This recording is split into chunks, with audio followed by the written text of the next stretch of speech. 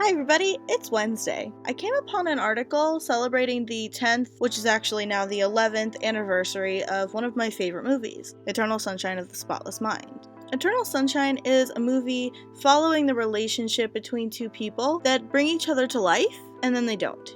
I don't want to spoil anything, but this movie involves these two people electing to have a surgery that will allow them to forget one another. The movie deals with love and loneliness, self-esteem, memories, the fight to make something work, the loss of the battle to do that, and more specifically for this video, the Manic Pixie Dream Girl trope. The term Manic Pixie Dream Girl was coined by film critic Nathan Rabin in 2007, and he says that a Manic Pixie Dream Girl exists to help the protagonist achieve happiness without ever seeking any independent goals herself.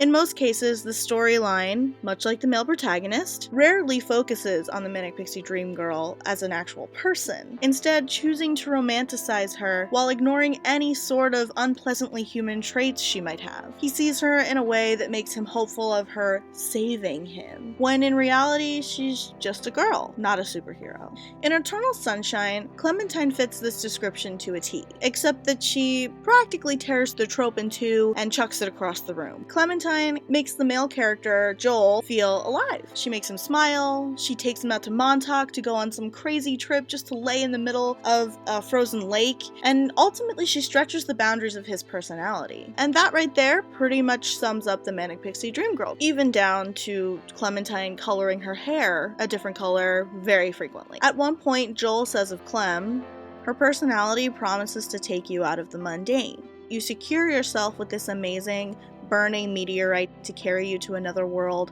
a world where things are exciting.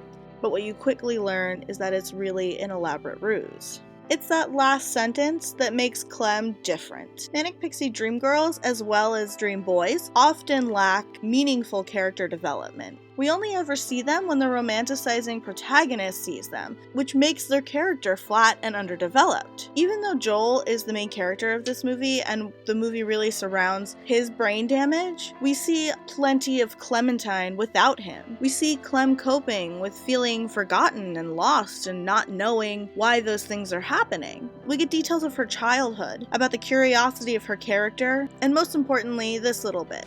Too many guys think I'm a concept, or I complete them, or I'm gonna make them alive. But I'm just a fucked up girl who's looking for my own peace of mind. Don't assign me yours.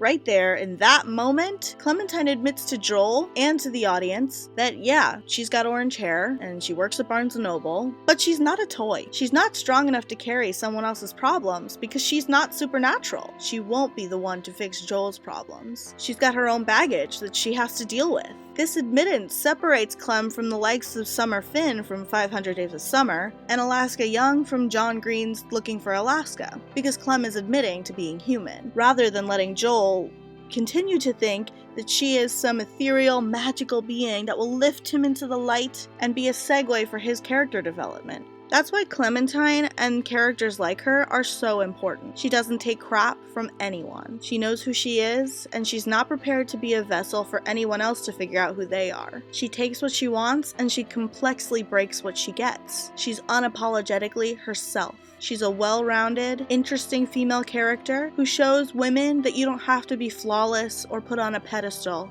in order to be interesting. Because this is one of my favorite movies, I'm gonna suggest you check it out if you haven't already, and the Scrivener and I will see you next week.